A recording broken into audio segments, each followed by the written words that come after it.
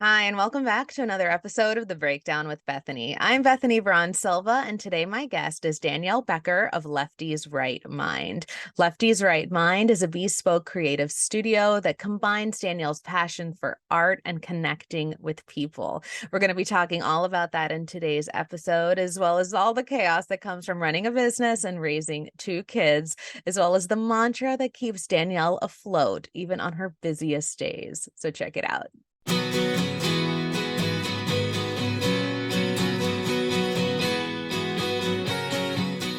Let's jump in because Yeah. you and I met at an event, and I was so just like drawn to your energy, but also I think I don't consider myself like a traditionally creative person, like when it comes to fine art or visual art or anything like that. I mean, I'm creative like when it comes to writing and that sort of thing, but you sort of ooze that. Like you ooze just like aesthetically pleasing. I don't know how to like even put it, from like the way you dress, from the way your art, everything.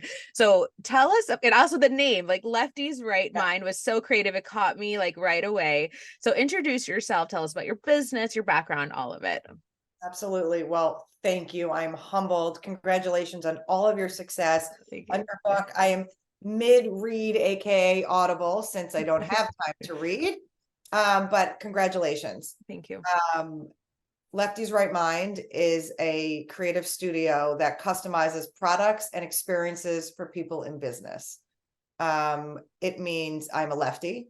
I'm in my right mind when I'm at work because I'm utterly obsessed. And creatives think with the right side of their brain. So it's a double entendre. I have always been an artist. Creativity has always been my passion. But I also wanted to figure out a way to scale craftsmanship and kind of defy the stereotype of starving artist, you know. And I was an art director for 15 years in corporate America in the fashion industry. I started as a graphic designer.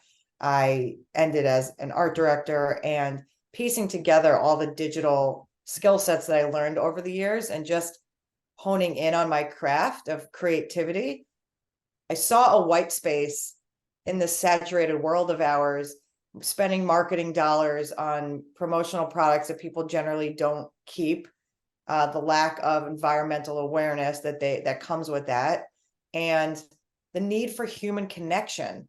We're all human beings, and we all have stories, whether it be parenting or any sort of individual moment where we want to feel seen and we want to feel heard and we want to feel appreciated, right? And that's what monogramming and personalization does for the consumer, right? Or the brand awareness of, oh, wow, they took the time to notice me.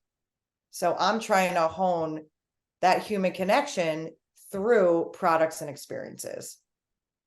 I absolutely love that. And actually, you said something that really, I had to write it down because I feel the same way.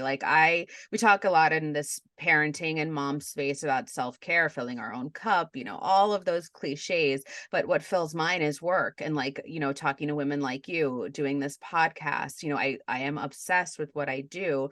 And when I'm looking, and I feel like I need to take care of myself, that's really when I dive really headfirst into my work. And it seems like you feel the same way. Can you talk a little bit more about that?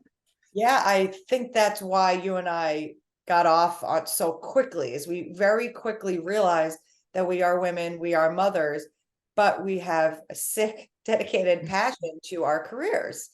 And I always say that my job makes me a better mother, makes me a better friend, makes me a better spouse, it makes me a better individual. It puts me in circumstances that I never thought I would be in regards to decision making or pressure or prioritizing uh, a decision. It makes me whole. I would much rather work all night and uh, than the other possibilities, Right. Yeah. Um, it feeds me. It feeds my soul. I'm addicted to learning. I'm addicted to connecting with people like yourself who feel the way that we do. It's okay as females to be obsessed with our professional careers. I love it. And I mean, I love ambitious women. And I think a lot of times we're told like, we have to like sacrifice like, that part of ourselves to raise our kid. But I am like, for me, it was when I had my kids, I became even more ambitious, more clear on what I wanted and how I wanted to go after it. And really, not always, but for the most part, I've been really unapologetic about my ambition. And so I'm wondering for you, because you are such a creative, how did your creativity change or shift, or did your vision or goals shift once you became a mom? I had a really hard time the first year and a half with my first daughter. I didn't know who I was. Lefty's right mind was just beginning. It was just me. How am I supposed to be everything for this new baby, but be everything for myself and continue on this career dream?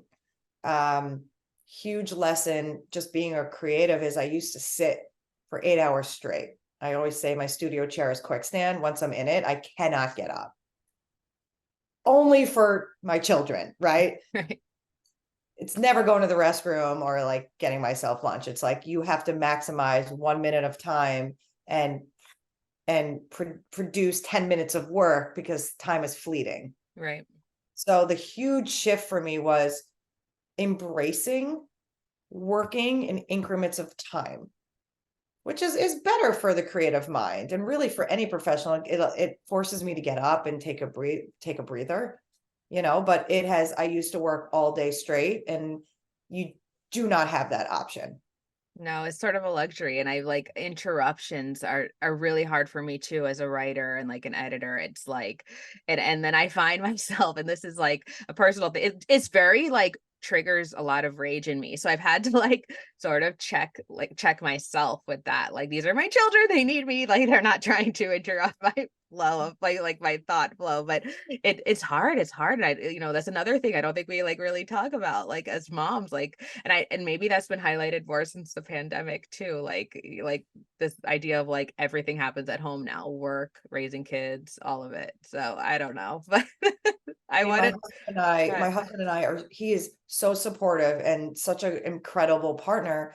But there are times where like, you know, he, I am, I am more available. It is my business. The reason why I started this business is so I can have flexibility. Hindsight, I'm a moron because it's really hard, but it's beautiful. And this is my journey, but he's very supportive. But sometimes when he comes up for the traditional lunch break, he comes in and asks me questions. And he has learned to really understand my perspective of just because you're on a break doesn't mean that I'm available, Right.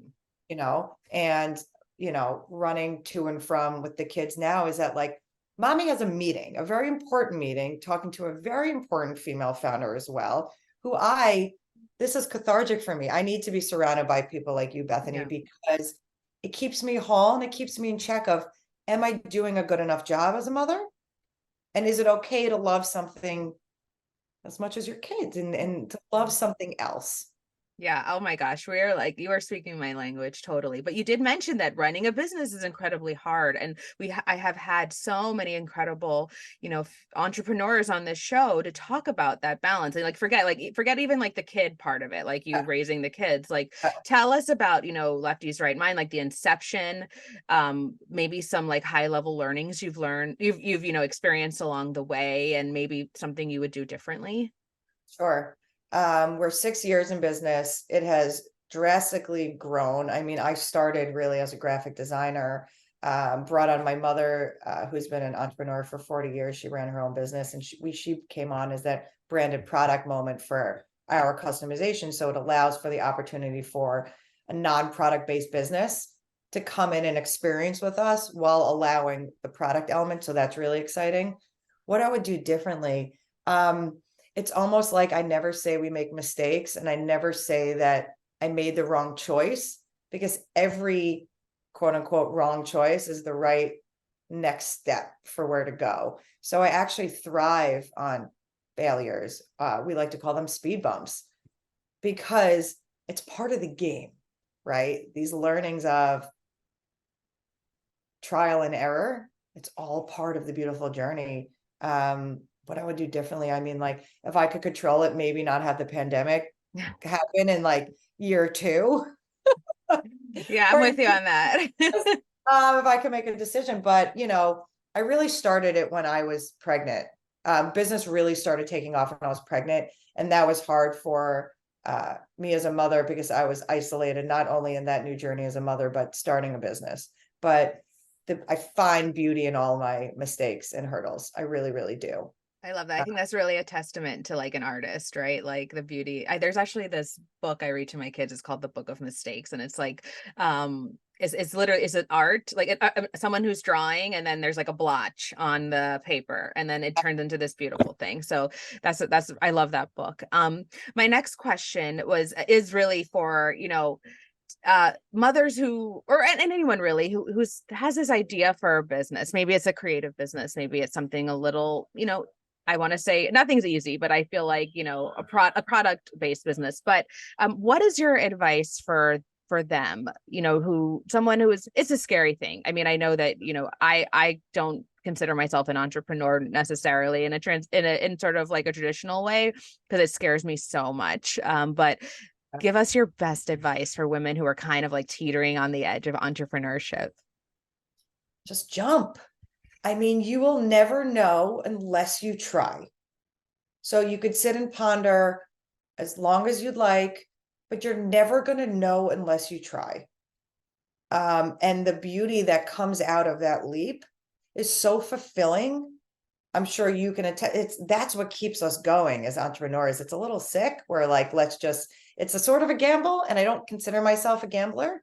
But just give it a go. If it's like a passion burning inside and you really keep coming back to it, try. Yeah. It's the quote of reach for the stars and land amongst the clouds. Like, what's the worst thing that can happen? Nothing really that catastrophic, right? It's either you don't do it or you pivot. And then the next thing you know is you're years into a business and you've never felt more fulfilled as a person, just try. Yeah, I love that. I talk about that in my book too, like betting on yourself. And I quote Beyonce, who says she's the same thing. She's like, I'm not a gambler, but if there's one Uh, thing I'm willing to bet on, it's myself. And I think like yeah, a lot of mothers do owe that to themselves, right? Like, it's so fun. I mean, I'm the annoying mom that wants to talk about nothing about high chairs or kids. I just want to talk about business all the time. I'll be like, do you like business? Do you want to talk about professional career? Like I'm like the it just makes me whole. And that's when I met you. I was just like, your energy. It's like, oh, I gotta spend time with you because I felt that same feeling when I met you. I love that. Thank you. So we talked about, like your advice for women and who might be thinking about like business or, figuring out that idea. But I also want to, because I just love your creativity. And someone who might have, we lose ourselves in motherhood. You talked about that, I talk about that. And like someone who might be like trying to rediscover their creative side, or maybe discover a new passion. Do you have advice on where to like sometimes we don't even know what we're missing, right? We just know something's missing. And like for me, it was like getting, writing the book, or, connecting with women on this podcast. Like I knew for a while there was like a creative side of my passion that I just was felt void. And so I would love to know what you think about that, and how moms can sort of like discover and like explore. I'm very gut driven, and I feel like a lot of mothers tend to be very gut driven. What I've leaned into a lot is really taking the time to take a pen and paper and write down maybe like a schedule, the framework of what your day looks like, right? Like we could put our kids to bed and all of a sudden start worrying about the party favors that we have to do. And, it's a never ending list. Laying in bed, looking on Amazon to buy whatever the family needs.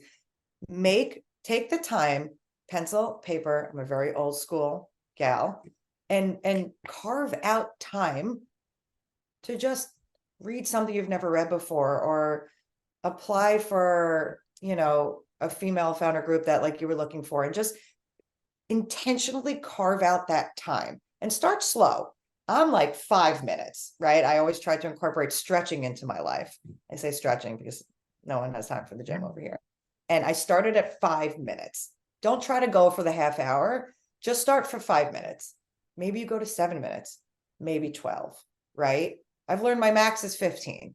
I'm out after 15. Then I start, trailing, but intentionally scheduling that time and starting with a finite amount of time, very small. and appreciate the finite amount of time. That's amazing. That's amazing. And I know Lefty's Right Mind has sort of different like not iterations, but like different sort of, I don't know, what is the right word? Like, I know you do like activations, you do, bespoke products. Do you have, it's probably not fair to ask like, what's your favorite way to work, but do Yeah. you have something that that you find maybe is like your, I don't know, more fulfilling or, just something that you appreciate more? So our pillars are, it's the creative direction, on-site activations, and then branded gifting. So I really love the creative direction. I've learned that what makes us better is working alongside an existing story and uplifting and supporting that mission. The creative direction of really listening to the client and understanding their goals and what they're looking out of the experience is what I love, because to bring somebody's vision to life with our creativity is very humbling. I'm very fortunate. I feel very honored, you know, I'm just an artist. I'm just a girl who loved art. And now I'm, living my dream, and being able to do that with my craft and our team's craft is so rewarding. I mean, it's so cool.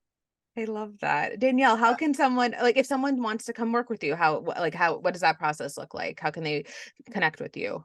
So we're on Instagram at Lefty's Right Mind. You can always shoot us an email from our website, leftysrightmind.com. Email us directly at studio@leftysrightmind.com. But we answer quick. We're reliable.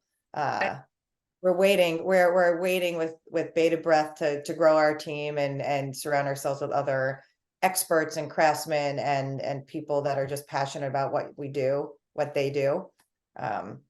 It's not about who gets on our bus, it's where you sit when you get on it. I And love that. that's what we're here to do, is just lead with kindness and passion and do great things with great people. That's incredible. And just to finally wrap it up, the morning you and I met, I think you had like left your wallet at home and it was just like one of those crazy hectic Oh, mornings.